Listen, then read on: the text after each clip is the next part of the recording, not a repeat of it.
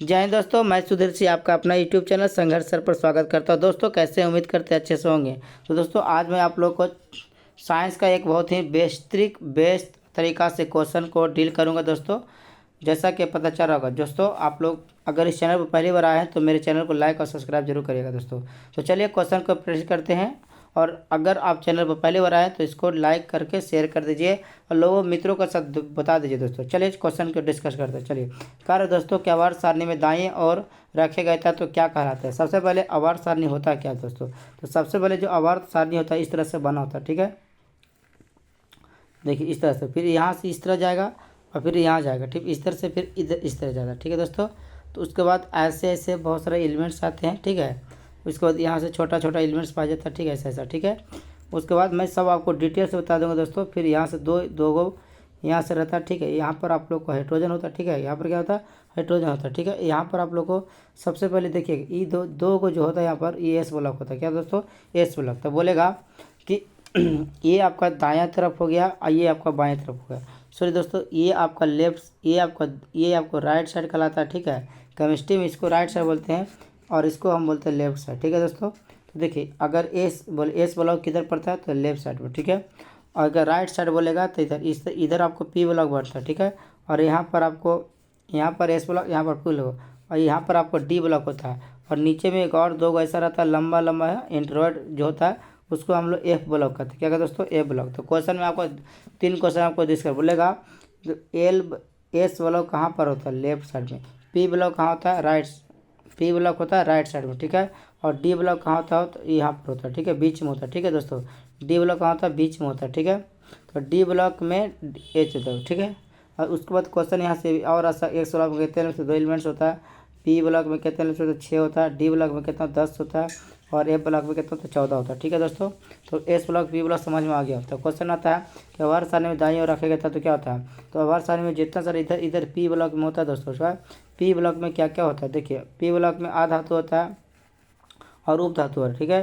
तो आधातु उपधातु दोनों होता है, ठीक है। लेकिन दाएं साइड के पूछा था इसका, इस ऑप्शन के अनुसार आपको आधातु मिलेगा क्योंकि आधातु की संख्या ज़्यादा, उपधातु की संख्या कम है दोस्तों। अब परीक्षा के लिए उपधातु देखिए क्या क्या है। देखिए परीक्षा के लिए सिलिकॉन उपधातु एकदम याद रखिएगा मस्त के परमाणु संख्या 14 होता है, ठीक है। परमाणु संख्या कितना होता है दोस्तों? 14 होता है, ठीक है। परीक्षा के लिए एक होता है सिलिकॉन होता है, एक होता है आपको जर्मेनियम होता है, ठीक है। उसके बाद होता है आपका और बहुत सारे तत्व है जो उपधातु ग्रुप में काम करेगा।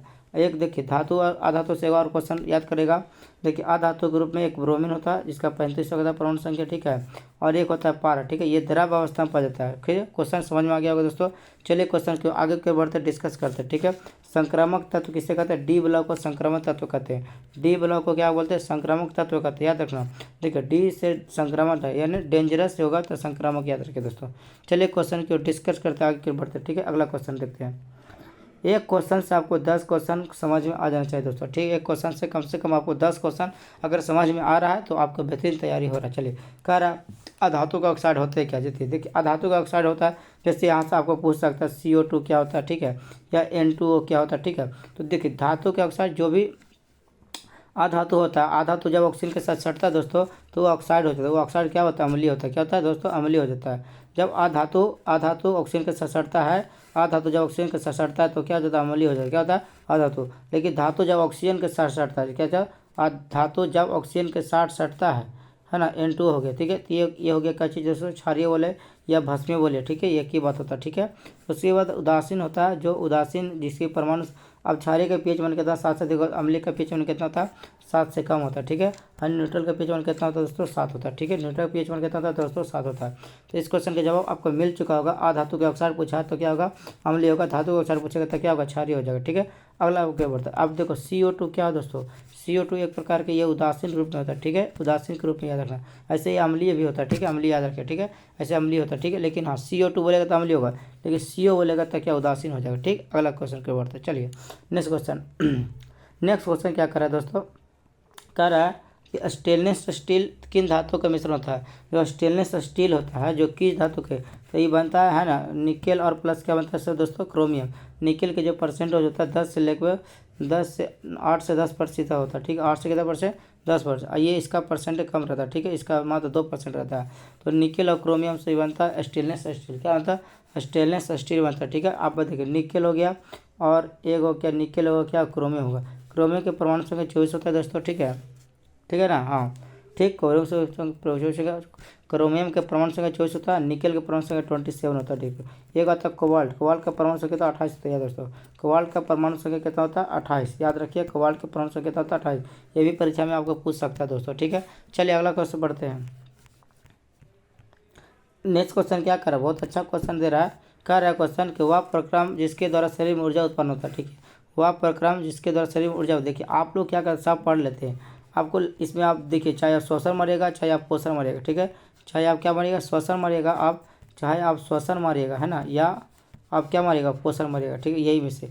अब इसमें आपको डाउट हो गया श्वसन मारिएगा पोषण मारिएगा, क्योंकि पोषण से मिलता है भी ऊर्जा, लेकिन यहाँ पर क्वेश्चन की बात है पोषण नहीं होगा दोस्तों, पोषण नहीं होगा, क्योंकि पोषण से हमें ऊर्जा मिलता है, ऊर्जा हमको मिलता है, लेकिन शरीर में ऊर्जा उत्पादन किससे होता है, श्वसन से। पोषण से क्वेश्चन ऊर्जा मिलता है, बोलेगा क्वेश्चन हमें ऊर्जा कहाँ से मिलता था, पोषण से। हमें ऊर्जा कहाँ से मिलता है, तब इसका आंसर वो पोषण का। लेकिन कह रहा कौन सा प्रक्रम, कौन सी ऐसी प्रक्रिया जिससे शरीर में ऊर्जा उत्पादन होता है, ऊर्जा मिल प्राप्त होता है, तो श्वसन प्रक्रिया। क्योंकि श्वसन में प्रक्रिया में माइटोकॉन्ड्रिया जो होता है, जो ऊर्जा बनाने का कार्य करता है क्रेब्स चक्र द्वारा। तो दोस्तों समझ में आ गया। उत्सर्जन कुछ उत्सर्जन जो शरीर से बाहर पदार्थ निकालता है उसे उत्सर्जन कहते हैं। जैसे पसीना हो गया, जैसे हो गया बलगम हो गया, जैसे हो गया CO2 गैस हो गया, ठीक है, ये सब क्या उत्सर्जित पदार्थ होगा, ठीक है। और उत्सर्जक अंग जैसे हमारा CO2 होगा, ठीक है। CO2 कहाँ निकलता है, फेफड़ा से निकलता है, ठीक है। फेफड़ा से कहाँ से निकलता है दोस्तों, फेफड़ा से, कहाँ से, फेफड़ा से क्या निकलता है CO2, फेफड़ा से क्या निकलता है, फेफड़ा से CO2। अगर क्वेश्चन आपको आएगा कि मुख्य उत्सर्जक अंग क्या होता है, तो याद रखें दोस्तों ब्रिक होता है, ठीक है। क्या होता है ब्रिक, ब्रिक किसका भाग है दोस्तों, उत्सर्जन, ब्रिक किसका भाग उत्सर्जन, क्योंकि किसका भाग उत्सर्जन का। चलिए अगला क्वेश्चन की ओर बढ़ जाते हैं, ठीक है। नेक्स्ट क्वेश्चन, नेक्स्ट क्वेश्चन क्या कर रहा है मित्रों, कह रहा है कि जब प्रकाश की किरण हवा से कांच में प्रवेश करती है तो मुड़ जाती है। जब प्रकाश की किरण हवा से, देखिए हवा से प्रकाश में, देखिए ये देखिए जैसे सबसे मान लीजिए हवा है, ठीक है, ये तो मान लीजिए कांच है, ठीक है। अब यहाँ से प्रकाश यहाँ आएगा, तो देखिए लाइट तो इधर आना चाहता है, इधर आना चाहता है, ठीक है, लाइट किधर इधर आना चाहता है, लेकिन ये क्या होगा मुड़ जाएगा, क्योंकि सघन में आ गया। क्या चीज़, इसको बोलते हैं हम लोग सघन, और इसको हम लोग क्या बोलेंगे विरल। जैसे अगर मान लीजिए पानी है, ठीक है, पानी है, ठीक है, पानी अगर रह गया, ठीक है, पानी अगर हो गया और हो गया कांच, तो सघन कोनों का कांच हो जाएगा, ठीक है। उसी तरह हवा अगर रह गया और कांच रहेगा तो कांच, कांच क्या हो जाएगा, सघन मध्यम होगा, ठीक है। तो जब प्रकाश की किरण है ना, जब प्रकाश की किरण सघन विरल से सघन में आता है तो अभिलंब की ओर क्या हो जाता है, मुड़ जाता है। लेकिन अगर यहीं पर विरल रहता तो ये अभिलंब से दूर हो जाता है। तो यहाँ पर अभिलंब की ओर मुड़ना, या इसका मतलब निकट हो जाना, अभिलंब की ओर निकट, तो अभिलंब की ओर निकट ऑप्शन तैयार, ऑप्शन नंबर बी में हो जाएगा, ठीक है।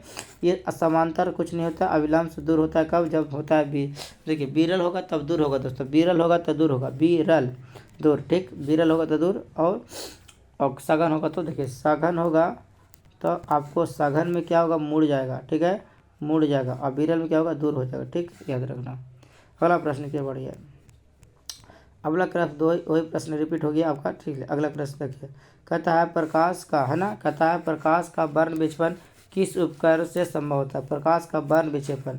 अब देखिए प्रकाश का वर्ण विक्षेपण क्या होगा, प्रिज्म हो जाएगा, दर्पण से कोई नहीं, लेंस से नहीं होता। दर्पण का यूज क्या होता है, दर्पण का यूज तो आप लोग पता हो, लेंस का भी यूज पता होगा, ठीक है। दर्पण की संख्या 2, लेंस की संख्या 2, याद रखें दोस्तों, ये सब क्वेश्चन बार बार पूछता है बोर्ड में, ठीक है। तो इसका आंसर क्या होगा, प्रिज्म होगा। प्रिज्म कैसे होगा, देखिए ध्यान से, प्रकाश का वर्ण विक्षेपण का मतलब, वर्ण विक्षेपण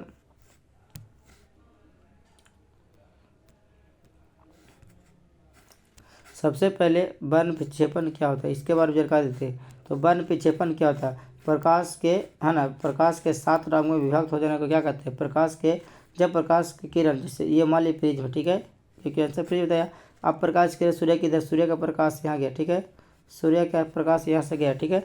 अब सूर्य का प्रकाश जब प्रिज्म पड़ता है तो ये कितने रंग में, यहाँ से पढ़ के ये 7 रंग में डिवाइड होता है, ठीक है। ऊपर में क्या होता है, लाल होता है, नीचे में क्या होता है, बैंगनी होता है, ठीक। चलिए ऊपर में क्या होता है दोस्तों, ऊपर में आपका लाल होता है, नीचे में होता है बैंगनी रंग। ऊपर में कोई रंग होता है लाल रंग, नीचे में कोई रंग होता है बैंगनी रंग होता है, ठीक है। तो क्वेश्चन में आएगा किस रंग का झुकाव सबसे अधिक होता है, बैंगनी रंग का। किस रंग का झुकाव सबसे का अधिक होता है तो बैंगनी, किस रंग का झुकाव सबसे कम होता है तो लाल रंग हो जाएगा, ठीक है। लाल रंग का झुकाव क्या होता है, कम होता है, और बैंगनी रंग का झुकाव क्या होता है, ज़्यादा होता है, ठीक है। उसी प्रकार यहाँ से एक क्वेश्चन आओ आपको आएगा, ठीक है, प्रकीर्णन, ठीक है, प्रकीर्णन आएगा, ठीक है। तो किस रंग का प्रकीर्णन ज़्यादा होता है, तो नीला रंग के आंसर हो जाए, ठीक है। और प्रकीर्णन कम किसका होगा, लाल का होगा, क्या होगा, लाल का होगा। ठीक है, तो ये क्वेश्चन समझ में। यहाँ से क्वेश्चन आएगा तरंगधैर्घ्य को लेकर। ठीक है, तरंगधैर्घ्य। ठीक है, तरंगधैर्घ्य। तो तरंगधैर्घ्य क्वेश्चन किसका कम होगा, तो नीला रंग का तरंगधैर्घ्य क्या होगा, कम होगा, और लाल रंग का तरंगधैर्घ्य क्या होगा, अधिक होगा। ठीक है, इसलिए लाल का सिंगल खतरे का जो निशानी होता है वो लाल रंग का बना होता है। ठीक है, अगला प्रश्न समझ में आता है आपको। नेक्स्ट प्रश्न कह रहा है इंद्रधनुष का बनना, है ना, इंद्रधनुष का बनना किस परिघटना पर आधारित है। अच्छा, इंद्रधनुष जो बनता है दोस्तों, है ना, प्रकाश के वर्ण विक्षेपण से। याद रखना, प्रकाश के वर्ण विक्षेपण से बनता है, क्योंकि प्रकाश के जब तक वर्ण विक्षेपण नहीं होगा, जब तक प्रकाश प्रिज्म से गुजरता है, जब प्रकाश प्रिज्म गुजरता है तो 7 रंग में भर जाता है। तो उसी तरह इंद्रधनुष होगा जब इंद्रधनुष होगा। ठीक है, ऐसे प्रिज्म भी होगा इसका आंसर। ठीक है, लेकिन इस ऑप्शन के अनुसार यहाँ भी चलना पड़ेगा। क्लियर। हाँ, क्वेश्चन में आएगा प्रिज्म कौन सा ऐसा वस्तु है जो 7 रंगों में कन्वर्ट करता है, तो वो होगा प्रिज्म। लेकिन अगर बरसात में, तो बरसात में वर्षा का बिंदु हो जाएगा। ठीक है, वर्षा क्या होगा, बिंदु हो जाएगा। ठीक है, उम्मीद करते क्वेश्चन समझ में अच्छा से आ गया होगा। नेक्स्ट क्वेश्चन पे बढ़िए। अगला क्वेश्चन कह रहा है अवतल, हाँ ना, कह रहा है दोस्तों अवतल लेंस का आवर्धन क्या होता है। देखिए सबसे पहले आवर्धन को सूचित करते हैं हमसे। ठीक है, आवर्धन को सूचित करते हैं हमसे, लेकिन आवर्धन 2 प्रकार के है। एक याद करना दर्पण के लिए। ठीक है, एक याद करना दर्पण के लिए, एक याद करिएगा लेंस के लिए।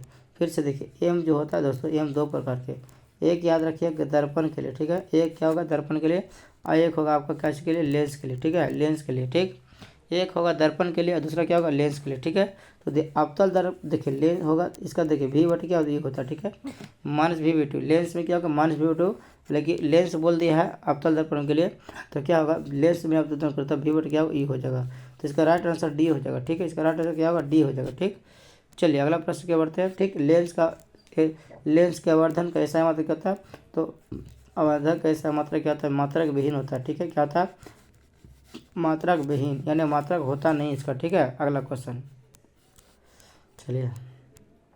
कहता है ओम के नियम को, है ना, ओम के नियम को परिभाषित करने में किसका मान अचर होता है। ओम के नियम को परिभाषित करने में किसका मान अचर होता है, तो देखो ताप का। क्या दोस्तों, ताप। दाब को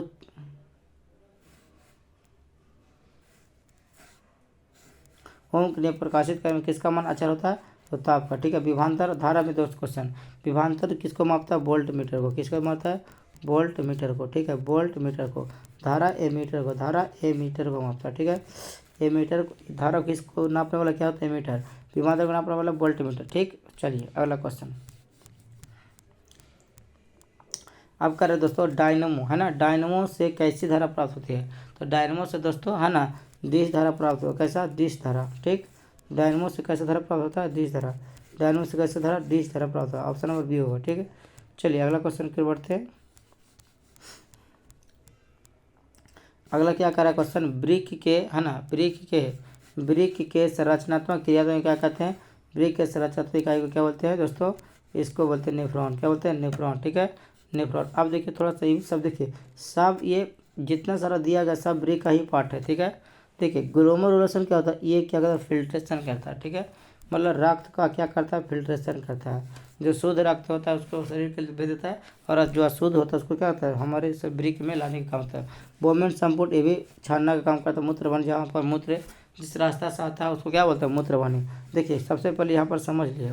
ठीक, ये मूत्रवाहिनी सब कुछ होता नहीं है, बस वो समझ लीजिएगा। ठीक है, ये सब जितना सारा उत्सर्जन अंग का पार्ट है और ब्रिक का पार्ट है, लेकिन इकाई पूछा है तो नेफ्रॉन हो गया। ठीक है, क्वेश्चन समझ में आ गया। देखिए सबसे पहले आप इसके बाद दिया था, इसको दिया था। ठीक है, तो सबसे छोटा पार्ट। ठीक है, अब बोलेगा एक ब्रिक में कुल कितना होता है नेफ्रॉन। एक ब्रिक में दोस्तों 10 लाख, कितना दो, 10 लाख नेफ्रॉन होता है। कितना होता है, 10 लाख। याद रखना 10 लाख, 10 लाख याद रखना दोस्तों। कितना लोग, 10 लाख। कितना, 10 लाख हुआ। ठीक है, इसका आंसर समझ में आ गया। अगला क्वेश्चन चलिए। अगला क्वेश्चन कह रहा है लार में, है ना, लार में निम्नलिखित में से कौन सा एंजाइम पाया जाता है। जो लार आपका जो है तो उस पर एंजाइम कौन सा एंजाइम पता है, याद रखो जो दोस्तों, है ना, टाइलिन। क्या होता है, टाइलिन एंजाइम। ठीक है, पेप्सिन एंजाइम कहाँ जाता है, पेट में पाया जाता है। ठीक है, पेप्सिन एंजाइम कहाँ पाया जाता है, पेट में। टाइलिन एंजाइम लार में। देखिए अब याद रखना, टाइलिन एंजाइम लार में, टाइलिन एंजाइम लार में। ठीक, अगला क्वेश्चन कहता भोजन का, है ना, भोजन का मुख्य रूप से अवशोषण होता है। भोजन का मुख्य अवशोषण कहाँ होता है? तो दोस्तों बड़ी आंत, सॉरी कि बड़ी आंत, छोटी आंत या बड़ी आंत, बताइए इलियम, ठीक है। तो भोजन का मुख्य अवशोषण देखिए दोस्तों, देखो भोजन अपचा भोजन कहाँ जाता है? बड़ी आंत में। अपचा, बोलिए अपचा भोजन कहाँ जाता है?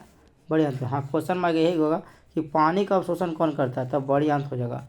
पचा भोजन का अवशोषण कौन, अपचा भोजन का अवशोषण करता है? बड़ी आंत, ठीक है। चलिए, ठीक है। लेकिन क्वेश्चन रहेगा भोजन का अवशोषण कौन करता है? तो छोटी आंत, ठीक है। छोटी आंत, छोटी आंत का कितना भाग होता है? 3 भाग होता है, ठीक है। तो कितना, तब याद रखना, DJ बोलो, DJ आई लव यू, ठीक है। DJ I love you, duodenum jejunum ileum, duodenum jejunum ileum होगा। तो 3 होता है DJ आई लव यू, यानी छोटी आंत का 3 भाग होता है। डेडूनम होता है, जेजूनम होता है और इलियम होता है। याद रखना, जो DJ I love you, duodenum jejunum ileum, ठीक है। ठीक है, सबसे पहले भोजन इसमें छोटे आंत में आता है पेट से, ठीक है। अमाशय से सबसे पहले कहाँ आता है? यहाँ पर भोजन आता है, फिर यहाँ पर भोजन पसराता है और फिर यहाँ पर भोजन का क्या अवशोषण होता है, ठीक है। तो इस ऑप्शन के लिए आपको क्या होगा? ऑप्शन नंबर डी हो जाएगा, ठीक है। चलिए अगला क्वेश्चन, अगला कह रहा है मनुष्य के मस्तिष्क को कितने भागों में बांटा गया? तो मनुष्य के मस्तिष्क को 3 भागों में बांटा गया है। मनुष्य के मस्तिष्क को कितने भागों में? 3 भागों में बांटा गया, याद रखते दोस्तों। तो पहला मस्तिष्क देखिए, पहला मस्तिष्क का नाम क्या होता है? अग्र मस्तिष्क। क्या होता है? अग्र मस्तिष्क, अग्र मस्तिष्क, ठीक है, अग्र मस्तिष्क। दूसरा होता है मध्य मस्तिष्क और तीसरा होता है पश्च मस्तिष्क, ठीक है। अग्र मस्तिष्क में एक आता है सेरिब्रम। क्या था दोस्तों? सेरिब्रम होता है, ठीक है। याद रखना, क्वेश्चन में सेरिब्रम किसका भाग होता है? अग्र मस्तिष्क का। एक होता है सेरिबेलम। क्या था? सेरिबेलम होता है, ठीक है। ये किसका होता है? पश्च मस्तिष्क का। देखिए दोनों, ब्रह्म बोलेगा था अग्र का, बेलम बोलेगा था पिछला का, ठीक है। चलिए इस क्वेश्चन से भी प्रश्न आपको समझ में अच्छा से आ गया होगा ना। अगला प्रश्न चलते हैं। कहता है स्त्रियों में गुणसूत्र होते हैं, है ना। स्त्री में गुणसूत्र क्या होता है? देखिए स्त्री में क्या होता है? XX होता है और पुरुषों में क्या होता है? XY होता है। स्त्रियों में लिंग गुणसूत्र होते हैं, क्या चीज़? स्त्री में गुणसूत्र क्या होता है? XX, ठीक है। और पुरुषों में क्या होता है? XY होता है। और पूछा कि इसमें स्त्री के लिए, तो क्या आंसर होगा? XX हो जाएगा, ठीक है। चलिए अगला प्रश्न क्या करते हैं, समझ गया। गुणसूत्र की संख्या पूछेगा तो कितना हो जाएगा? 22 जोड़ा। 22 जोड़ा जो होता है वो बिल्कुल क्या होता है? समान होता है, ठीक है। और एक जोड़ा क्या होता है? समान होता है। यही एक जोड़ा जो होता है स्त्री पुरुष को अलग करता है, ठीक है। लेकिन 46 को क्या होगा? 46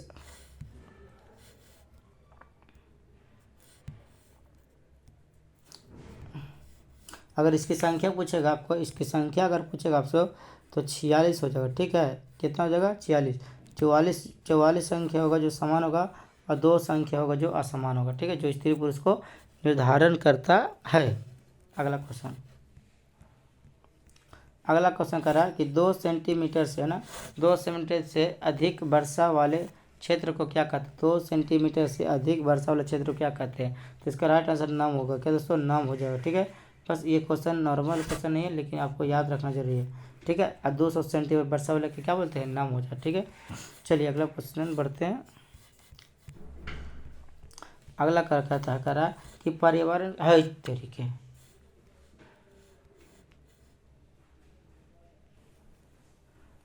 कह रहे दोस्तों कि पर्यावरण के मुख्य रूप कितने घटक होता है? तो याद है 202 हो जाएगा, ठीक है। कौन कौन? ये भी याद रखिएगा, जैव और अजैव, जैव और अजैव। जैव की संख्या क्या होगा? जितना सारा जीव जंतु होगा, जितना सारा जीव जंतु होगा वो क्या होगा? जैव, ठीक है। और जितना सारा निर्जीव होगा वो क्या होगा? अजैव होगा। जैसे जल हो गया, पृथ्वी हो गया, ठीक है, आकाश हो गया, ठीक है, पाताल हो गया, ठीक है, ये सब क्या होगा? अजैव पदार्थ होगा। पवन हो गया, ठीक है, ऊर्जा, सूर्य होगा, सब क्या? अजैव पदार्थ होगा, ठीक है। तो याद रखिए दोस्तों, ठीक। अगला प्रश्न, अगला क्या करा कि निम्नलिखित में कौन सी अनैच्छिक क्रिया नहीं है? अनैच्छिक मतलब क्या होता है? हमारी इच्छा के, अनैच्छिक मतलब क्या? हमारी इच्छा से, ठीक है, हमारी इच्छा से होना चाहिए, ठीक है। अनैच्छिक क्रिया नहीं, अनैच्छिक क्रिया नहीं है। इसका मतलब ऐच्छिक पूछ रहा है, ऐच्छिक क्रिया, ठीक है। तो देखिए सबसे पहले बामन, चबाना, लार आना, ठीक है। तो हमारे शरीर में कौन सा ऐसा जो होता है जो अनैच्छिक क्रिया नहीं है? अनैच्छिक क्रिया नहीं है, जैसे अनैच्छिक क्रिया नहीं, जैसे चबाना, इसका आंसर क्या होगा? चबाना, क्योंकि जब हम भोजन चबाते हैं हम अपनी इच्छा से, लार आपकी इच्छा से नहीं, हृदय का धड़कन आपकी इच्छा से नहीं होता, ये बामन कोई ऐसा होता है, ठीक है। तो इस पर ये हो गया आपका अनैच्छिक क्रिया नहीं है, बल्कि ऐच्छिक क्रिया होता है, क्योंकि आप चबाते हैं तो क्या होगा? आपकी इच्छा से चलता है। लार आता है तो आपकी इच्छा से नहीं होता, धड़कन आपकी इच्छा से होता नहीं है, ठीक है। अगला प्रश्न कह रहा है दोस्तों, अगला अलैंगिक जनन मुकुलन किसमें होता है? अलैंगिक जनन मुकुलन द्वारा होता है। तो किस में होता है दोस्तों, प्लाज्मोडियम में। किसमें, प्लाज्मोडियम प्लाज्मोडियम प्लाज्मोडियम। ठीक, अगला प्रश्न में चलते हैं आप लोग। अगला कहता है शुक्राणु का निर्माण होता है कहाँ पर। शुक्राणु का निर्माण क्या होता है दोस्तों, शुक्राणु का निर्माण वृषण में होता है। ठीक है, ठीक, गर्भाशय अंडाशय किसका भाग है, माता भाग। ठीक है, माता भाग। इसका किसका भाग होता है, नर का भाग। ठीक है, क्वेश्चन में आएगा वृषण किसका भाग होता है, तो नर का भाग होता है। ठीक है, क्लियर पॉइंट। अगला प्रश्न की ओर बढ़ते हैं। चलिए नेक्स्ट क्वेश्चन क्या करें दोस्तों। नेक्स्ट क्वेश्चन कह रहा है कि लिंग गुण सूत्र का पूर्ण जोड़ा पाया जाता है। लिंग गुण सूत्र का पूर्ण जोड़ा किसमें होता है, तो लिंग गुण सूत्र का पूर्ण जोड़ा पाया जाता है किसमें, पूर्ण जोड़ा। ठीक है, तो इसमें होगा तो स्त्री पुरुष दोनों हो जाएगा। लिंग गुण सूत्र का पूर्ण जोड़ा पाया जाता है किसमें, स्त्री और पुरुष दोनों हो जाएगा। ठीक है, इसका आंसर राइट होगा। ठीक है, चलिए अगला प्रश्न के पढ़ते हैं। अगला क्या कर रहा है मित्रों, अगला कह रहा है मानव शरीर के किसी सामान्य कोशिका में गुणसूत्रों की कितने युग्म होते हैं। देखिए बहुत अच्छा क्वेश्चन, गुणसूत्र पूछा। ठीक है, कितने युग्म होते हैं, युग्म का मतलब क्या होता है, जोड़ा होता है। ठीक है, युग्म मतलब जोड़ा होता है। तो कितना जोड़ा होता है दोस्तों, 23 जोड़ा होता है। अगर संख्या पूछता तो 46 होता था। तो इस क्वेश्चन को थोड़ा ध्यान देगा कि 46 भी ऑप्शन दिया है और 23 भी ऑप्शन दिया है। ठीक है, लेकिन जब तक युग्म ना बोलेगा, युग्म ना बोलेगा तो क्या बोलेगा, जोड़ा बोलेगा।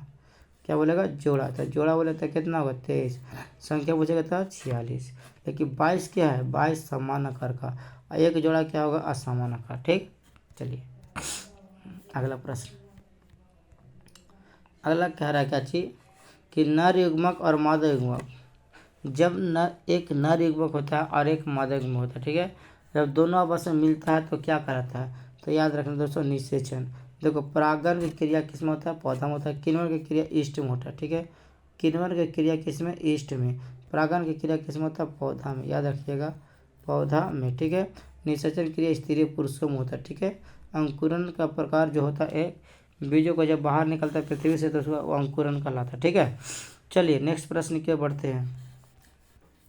अगला प्रश्न क्या कर रहा है मित्रों, कह रहा है वाह कितना सुंदर क्वेश्चन, जबरदस्त क्वेश्चन, ये आपको 100% बोर्ड में सटेगा। ठीक है, हाइड्रा में प्रजनन किस विधि से होता है, तो हाइड्रा में जो प्रजनन होता है दोस्तों, मुकुलन विधि। कौन विधि, मुकुलन। ठीक है, देखिए द्विखंडन बोलेगा या बहुखंडन, तो इसका आंसर हो जाएगा अमीबा होगा। ठीक है, द्विखंडन बोले या द्विखंडन बोलेगा या विखंडन बोलेगा। ठीक है, इसका आंसर क्या होगा, अमीबा हो जाएगा। ठीक है, क्योंकि अमीबा में, ठीक है, अमीबा में क्या होता है, द्विखंडन भी होता है, विभाजन, और बहुखंडन भी होता है। ठीक है, चलिए, लेकिन मुकुलन केवल किस में होता है, हाइड्रा में।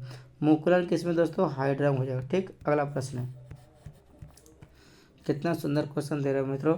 अगर परागकोश होता है, परागकोश कहाँ होता है, परागकण में। कहाँ पर, परागकण, परागकण में परागकोश, परागकण में पराग। देखो परागकोश कण, कोश के अंदर कण, कोश के अंदर कण, कोश के अंदर कण। ठीक, चलिए कहता है द्विखंडन होता है किसमें, द्विखंडन किसमें होता है, अमीबा में। क्लियर, किसमें होता है, अमीबा में, अमीबा में, अमीबा में, बता दिए। चलिए अगला प्रश्न क्या बढ़ सकते हैं मित्रों। कहता फूल क्या कर रहा है, फूल में जर नन अंग क्या होता है, तो फूल में फूल में नर जनन अंग को क्या कहते हैं, फूल में नर जनन अंग को हम पुंकेसर कहते हैं, या पुंकेसर कहते हैं, या पुमंग कहते हैं। ठीक है, अंडा वर्तिका, वर्तिका ये क्या, मादा का भाग है, यानी मादा पुष्प का, याद ना, फूल का मादा भाग, फूल का मादा भाग, ये सब ठीक है। ठीक है, और ये किसका भाग है, फूल का नर भाग होता है। ठीक, अगला प्रश्न की ओर बढ़ते हैं।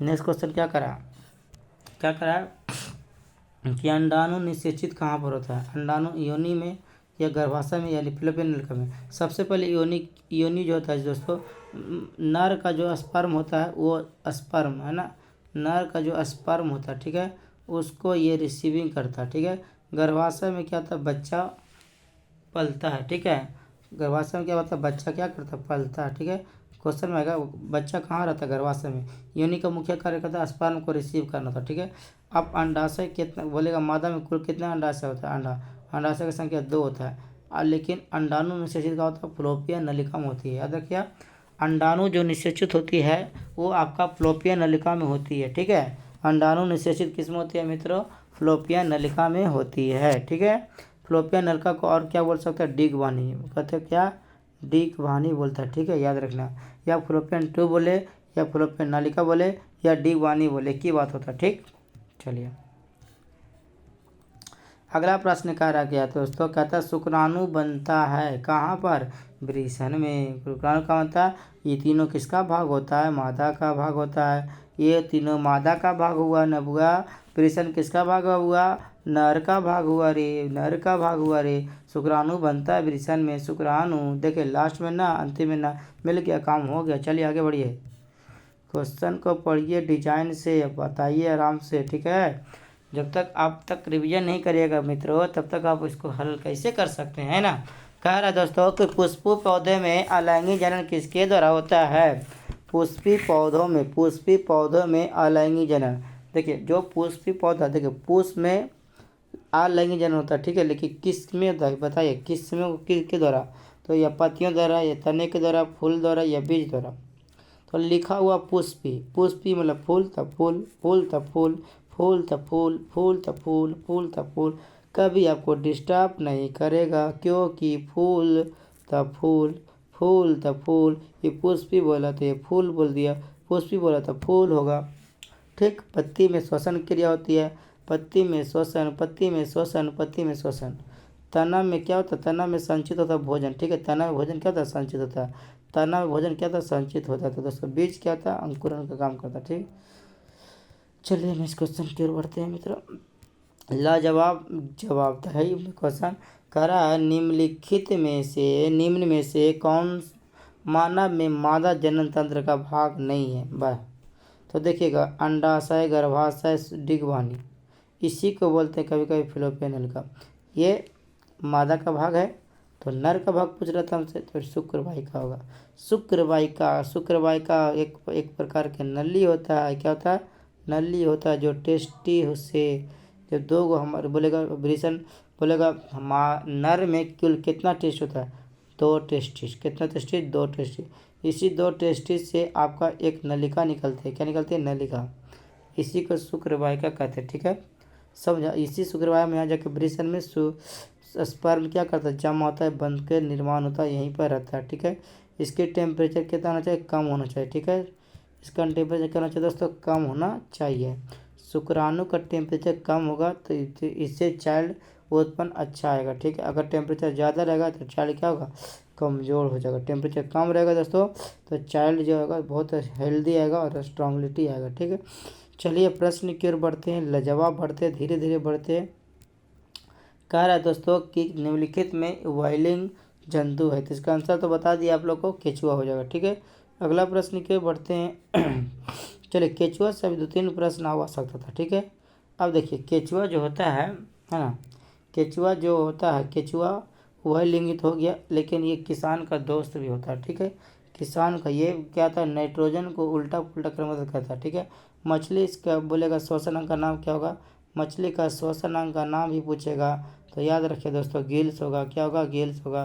गिल्स नहीं होता होगा, गलफड़ा होगा। कितना गिल्स होता है, 2 होता है। गिल्स में अनेक गिल्स गिल्स कोट होता है, ठीक है। कंप्लीट रहिएगा, ठीक है। अगला प्रश्न चलिए कह रहा है दोस्तों, अमीबा में अलैंगिक जनन किस विधि द्वारा होता है। ये भी क्वेश्चन आता है, अमीबा कैसी की मतलब, यहाँ से भी क्वेश्चन आ सकता है कि अमीबा में कैसा जनन होता था, अलैंगिक, ठीक है, लेकिन किस विधि द्वारा। तो याद रखिए दोस्तों विखंडन विधि, कौन विधि द्वारा, क्योंकि मुकुलन विधि होगा किसमें, हाइड्रा में, याद रखिएगा। अभी आपको बताया मुकुलन विधि किस में होता है दोस्तों, हाइड्रा में होता है, ठीक है। बीज जन्म नहीं हो सकता इसमें, इसका आंसर होगा विखंडन। विखंडन के प्रकार होता है दुखंडन और बहुखंड, तो अमीबा दुखंड चाहे बहुखंड सब होगा, ठीक है। चलिए अगला हो गया, ठीक है। कह रहा है दोस्तों हाइड्रा, कह रहा है हाइड्रा में क्या पाया जाता है, तो अभी बता, हाइड्रा एक प्रकार के पौधा बता दिए।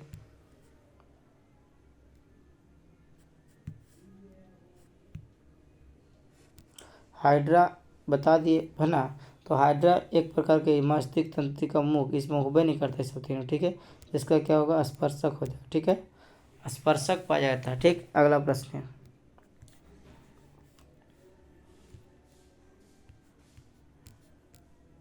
नेक्स्ट क्वेश्चन क्या करा कहता है, कह रहा है पौधे में जनन अंग कहाँ पाया जाता है। पौधे में जनन अंग मतलब जनन का मतलब जहाँ पर जन्म होता है, ठीक है। तो इसका राइट आंसर क्या होगा दोस्तों, है ना, जनन अंग कहाँ पाया जाता है। तो चना अंग पुष्प में पाया जाता है, यहाँ कहाँ पर, पुष्प में, फल में, ठीक है। अगला प्रश्न है, नेक्स्ट क्वेश्चन कहता है हजामत बनाने के लिए किसके लिए व्यवहार किया जाता है। हजामत बनाने के लिए अवतल दर्पण का व्यवहार किया जाता है, जो बड़ा होता है, ठीक है। क्योंकि हमारा दाढ़ी होता है छोटा होता है ना भैया, और दाढ़ी को बड़ा देखने के लिए क्यों दर्पण, अवतल दर्पण। सौर प्लेट में अवतल दर्पण, ठीक है। सौर कुकर में अवतल, सौर प्लेट में भी अवतल दर्पण का प्रयोग किया जाता है। डॉक्टर के रोगी चिकित्सा ENT होता है दोस्तों। ENT मतलब आई नोज टंग होता है, जितना सारा होता है सब में अवतल दर्पण का प्रयोग किया जाता है। सूक्ष्मदर्शी पदार्थों में अवतल दर्पण का भी प्रयोग होता है, ठीक है। आगे देखिएगा, कहता है किसमें बाह्य निषेचन होता है। तो गाय में, मनुष्य, मेढक में, कुत्ता में, बताइएगा। बाह्य निषेचन मतलब बाहर से, ठीक है। तो गाय, मनुष्य, मेढक या कुत्ता में होता है। इसका राइट आंसर होगा दोस्तों, कमेंट करके आप बता सकते हैं, लेकिन इसका आंसर होगा मेढक होगा, ठीक है, क्योंकि मेढक ही हो जाएगा, ठीक। अगला प्रश्न चलते हैं, कहता है सल्फर के वायतम कक्षा में इलेक्ट्रॉन की संख्या कितना हो सकता है। बस सप्ताह के बाह्य कक्षा में देखिए सल्फर के परमाणु संख्या कितना होता है, परमाणु संख्या 16 होता है। परमाणु भर कितना होता है, 32 होता है। अब इसकी परमाणु संख्या देखना है, वायतम कक्षा में कितना इलेक्ट्रॉन होता है, याद रखना 2 होता है, 8 होता है ना, कितना हो गया, और बाकी हो गया 6, है ना। तो 2 8 6 तो 10 हो गया, 10 तो 10 और 6 कितना हो गया, 12 हो गया। अब वायतम कक्षा में कितना रह गया, 6 रह गया। तो इसकी राइट आंसर कितना होगा, 6 होगा, ऑप्शन नंबर सी हो जाएगा, ठीक है। तो वायतम कक्षा में कितना इलेक्ट्रॉन होगा दोस्तों, 6 होगा। अब क्वेश्चन में यहाँ से क्वेश्चन आएगा कि सल्फर में कितना बॉन्ड होता है, 2 बॉन्ड होता है, क्योंकि वायतम कक्षा में 6 इलेक्ट्रॉन, तो 2 इलेक्ट्रॉन कम रहता है इसके पास, इसके 2 इलेक्ट्रॉन कम रहता है। इसके वायतम कक्षा में बंधन आएगा या आबंध बोलेगा, क्या बोलेगा, आबंध की संख्या कितना होगा, 2 होगा, ठीक। चलिए नेक्स्ट प्रश्न पढ़ते हैं। कह रहा है दोस्तों कि मनुष्य का शरीर की सबसे बड़ी ग्रंथि का नाम क्या होता है। तो याद रखिए लीवर हो जाएगा, ठीक है, लीवर, ठीक। अगला प्रश्न है, अगला कह रहा है दोस्तों कि सरल सूक्ष्मदर्शी में किसका उपयोग होता है। सरल सूक्ष्मदर्शी में, है ना। तो सरल सूक्ष्मदर्शी जो यंत्र होता है उसमें किसका प्रयोग होता है दोस्तों, है ना। तो याद रखिए दोस्तों उत्तल लेंस हो जाएगा, कौन सा होगा, उत्तल लेंस, ठीक है, उत्तल लेंस हो जाएगा, ठीक है। लेकिन सरल सूक्ष्मदर्शी बोलेगा तो लेंस का प्रयोग होता है, ना कि दर्पण का प्रयोग होता है, ठीक है। अगर उत्तल लेंस नहीं रहता है तो अवतल दर्पण जरूर होता है, ठीक है। लेकिन सरल सूक्ष्मदर्शी जब बोलेगा तो लेंस का प्रयोग करना, उत्तल लेंस, ठीक। उत्तल लेंस में इमेज कैसा बनता है ये भी याद रखिएगा। उत्तल लेंस में जितना सारा इमेज बनता है वास्तविक बनता है, काल्पनिक बनता है। और अवतल लेंस में जितना सारा इमेज बनता है सारा इमेजिनरी बनता है और काल्पनिक बनता है, ठीक है। चलिए अगला प्रश्न क्यों बढ़िया है, चलिए नेक्स्ट क्वेश्चन क्या कर रहा है। नेक्स्ट क्वेश्चन कर रहा है संगमरमर का रासायनिक सूत्र क्या होता है। तो संगमरमर का रासायनिक सूत्र क्या होता है दोस्तों, कैल्शियम कार्बोनेट होता है, ठीक है। कैल्शियम कार्बोनेट यानी CaCaCO3।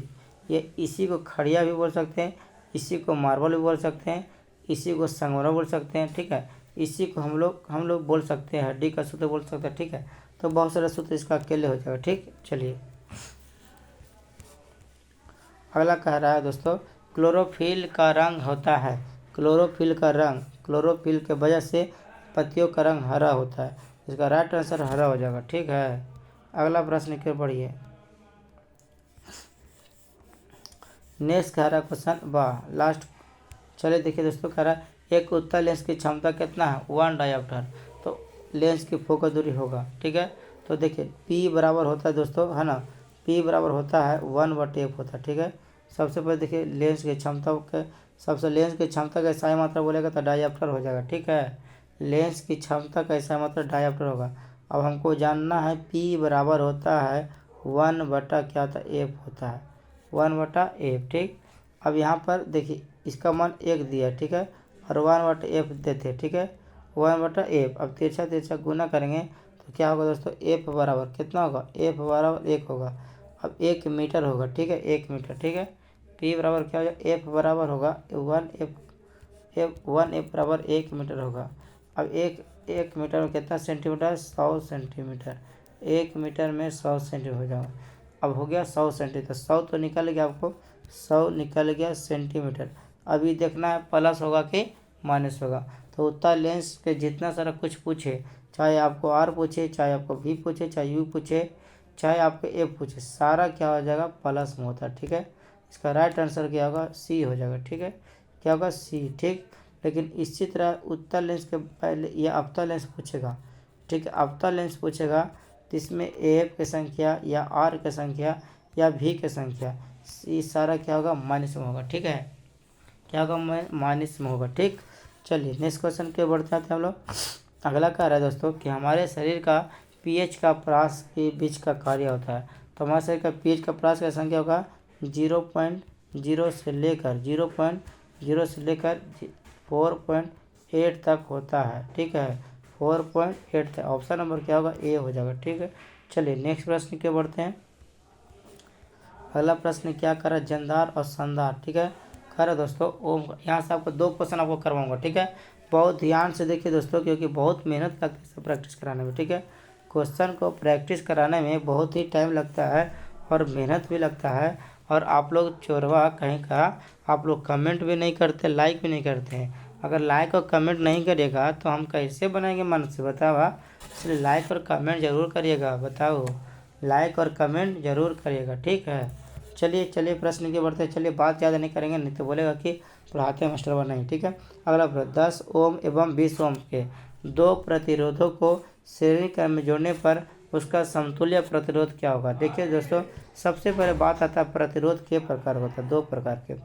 एक होता है श्रेणी क्रम, क्या होता है, एक होता है श्रेणी क्रम। ठीक है, एक होता है श्रेणी क्रम, एक होता है पार्श्व। क्या होता है दोस्तों, पार्श्व क्रम। एक होता है पार्श्व क्रम होता है। ठीक है, पार्श्व क्रम नहीं देगा तो आपको देगा समानांतर क्रम। क्या देगा, समानांतर क्रम। ठीक है, तो बस कंप्लीट। एक होता है समानांतर बोले, समानांतर क्रम बोले, या बोले आपको पार्श्व। ठीक है, या बोले आपको पार्श्व। ठीक है, ये बात याद रखना। चलिए अब देखिएगा, श्रेणी क्रम के एक क्वेश्चन और याद रखना, श्रेणी क्रम का प्रतिरोध सबसे अधिक होता है दोस्तों। श्रेणी क्रम का प्रतिरोध क्या होता है, सबसे अधिक, याद रखना। ठीक है, चलिए अब क्वेश्चन आता है, श्रेणी क्रम का सूत्र रहेगा तो R1 plus R2 plus R3 plus और इसी तरह से रहेगा। ठीक है, सेव का फॉर्मूला R1 बोला प्लस क्या होगा, R2 होगा प्लस क्या होगा, R3 होगा। इसी प्रकार से इसका जाता रहेगा, यानी जितना R होगा। ठीक है, लेकिन अगर समानांतर क्रम होगा तो 1/R1 होगा। ठीक है, प्लस क्या होगा, 1/R2 होगा प्लस क्या होगा, 1/ क्या होगा, R3 होगा। इस तरह से जाते रहेगा। ठीक है, तो अब वहाँ पर श्रेणी क्रम दिया। ठीक है, तो 10 ओम हो गया। देखिए सबसे R1 प्लस क्या दिया हुआ, और तो 2 R यहाँ दिया है, तो यहाँ पर 10 प्लस कितना होगा, 20 हो जाएगा। ठीक है, तब 10 और 20 कितना होगा, 30 होगा। ऑप्शन में 30 ओम दिया है, 30 ओम मान दीजिए। ठीक है, ऑप्शन में क्या होगा, सी हो जाएगा। ठीक, तो दोनों क्वेश्चन हो गया। अगर इसी का अगर समानांतर क्रम में दिया आंसर तो कैसे होता, तो 1/, होगा क्या चीज़, R1 होगा। ठीक है, और क्या होगा, 1/, क्या होगा, R2 हो जाएगा। तो क्या होगा, 1/, क्या होगा, 10 हो जाएगा, और एक 1/, कितना होगा, 20 हो जाएगा। ठीक है, अब इसको आपको निकालना पड़ेगा क्या चीज़, तो कैसे निकालेगा, तो 220 का एलसीएम कितना हो जाएगा, 20 हो जाएगा। ठीक है, अब इसको एलसीएम करके हम लोग निकाल सकते हैं। ठीक है, इसको एलसीएम करके हम लोग निकाल सकते हैं, निकाल ही देते हैं आपको। देखिए क्या होता है, पहले देखिए देखिए 1/2 20 लिख सकता है, 1/10 लिख सकते। ठीक है, अब दोनों के एलसीएम कितना होगा, 20 हो जाएगा। ठीक है, इसका 1 प्लस होगा। ठीक है, 1 प्लस कितना, 2 होगा, यानी 3/, कितना होगा, 20 हो जाएगा, 3/20। लेकिन इसका हो जाएगा, ठीक है, इसका 3/20 नहीं होगा अभी, और इसको समझाएंगे तब होगा। इसका हो जाएगा 20/, कितना, 3 हो जाएगा, क्योंकि इसको उलट के भी लिखना है, समझाना है। क्यों, क्योंकि R1 होता है, ये बदलने के लिए सीधा हो जाएगा, नीचे के ऊपर हो जाएगा, ऊपर का नीचे हो जाएगा। ठीक है, आप लोग पढ़ेंगे तो सब समझ में आपको आएगा, अच्छा से आएगा। ठीक है, उम्मीद करते हैं प्रश्न आपको बेहतरीन तरीके से समझ में आ गया होगा। अगला प्रश्न की ओर बढ़ते हैं।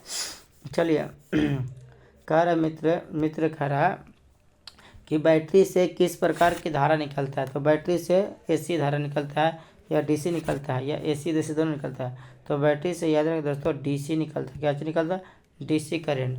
DC बहुत ही खतरनाक होता है। ठीक है, याद रखिएगा, DC AC से भी खतरनाक होता है। ठीक है, इसमें करंट लगेगा तो फिर उठिएगा, उठ नहीं पाता जल्दी। ठीक है, ये DC बहुत खतरनाक होता है, डायरेक्ट करंट है।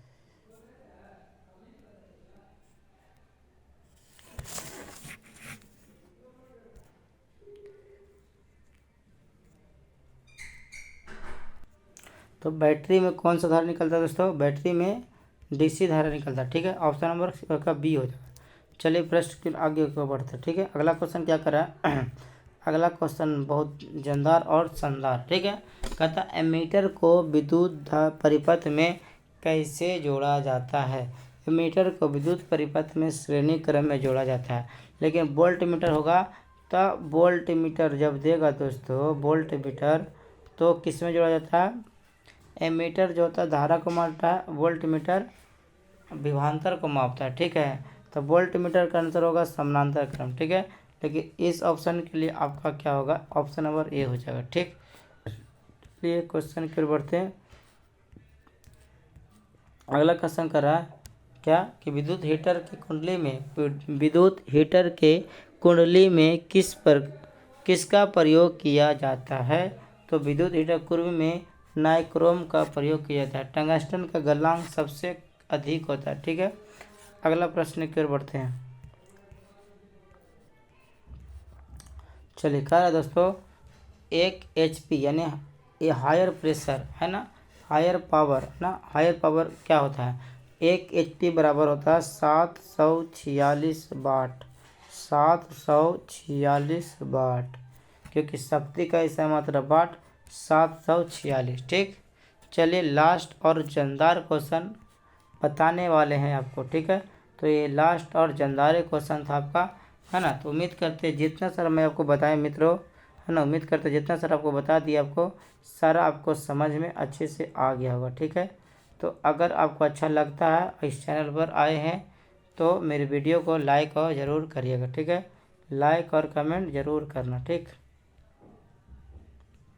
क्या करना, लाइक और कमेंट जरूर करिएगा। तो जय हिंद दोस्तों, फिर से मिलेंगे नेक्स्ट वीडियो पर आपको, है ना, इसी तरह से मिलेंगे आपको। ठीक है, इसी तरह से आपको लाइक और शेयर करिएगा ज़रूर। ठीक है, नेक्स्ट वीडियो में मिलते हैं फिर से। Bye bye, love you, Tata.